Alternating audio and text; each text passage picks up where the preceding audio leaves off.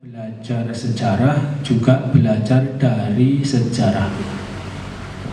Kita ini tiap hari minta kepada Allah 17 kali. Ihdinas siratal mustaqim siratal ladzina an'amta 'alaihim ghairil maghdubi 'alaihim waladdallin. Amin. Itu kita minta.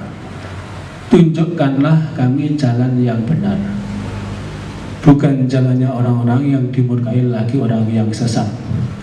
Untuk mengetahui jalannya orang benar, siapa orang yang benar itu? Ya para nabi, para rasul, para ulama, para kiai. Jalannya orang sesat siapa? Ya musuhnya.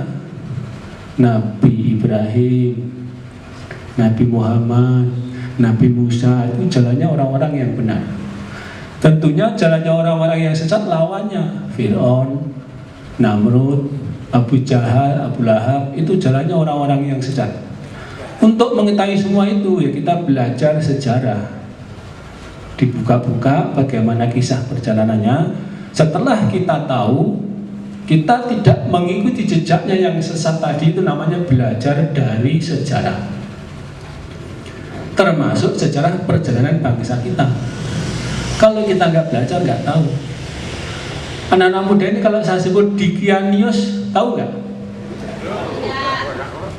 Yang belajar sejarah tahu, tapi yang tidak belajar sejarah nggak akan tahu.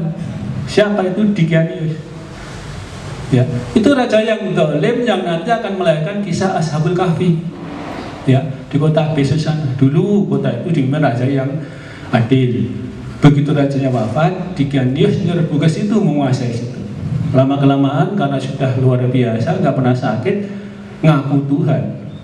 Istananya sangat luas, panjang 1 farsah, lebar 1 farsah. 1 farsah itu 8 kilo istananya. Kalau mengharumkan istana itu pakai burung, suruh masuk ke minyak pewangi, disuruh terbang. Cara mengharumkan istana seperti itu. Nah, di istananya itu nanti kalau sudah sidang istana, ada 6 orang pemuda yang sangat cerdas.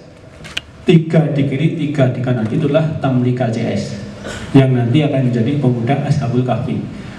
Karena Dikianius mengaku Tuhan. Suatu saat dapat informasi kerajaannya mau diserang oleh musuh, ketakutan luar biasa Dikianius. Karena takutnya sampai mustakanya ini jatuh. Sehingga Tamlika berpikir, ini jari Tuhan, harus diserang kok wedi sampai mustakanya jatuh. Singkat cerita, kumpul di rumahnya Tamlika, anak-anak muda ini gerundingan. Raja kita ini bukan Tuhan. Mendengar mau diserang aja ketakutan. Bagaimana kalau kita lari? Itulah dikisahkan nanti sampai ke gua, ketambah 1 orang pemuda penggembala kambing menjadi 7, 1 orang anjingnya Kismit. Nanti panjang ceritanya sampai itu cerita Ashabul Kahfi.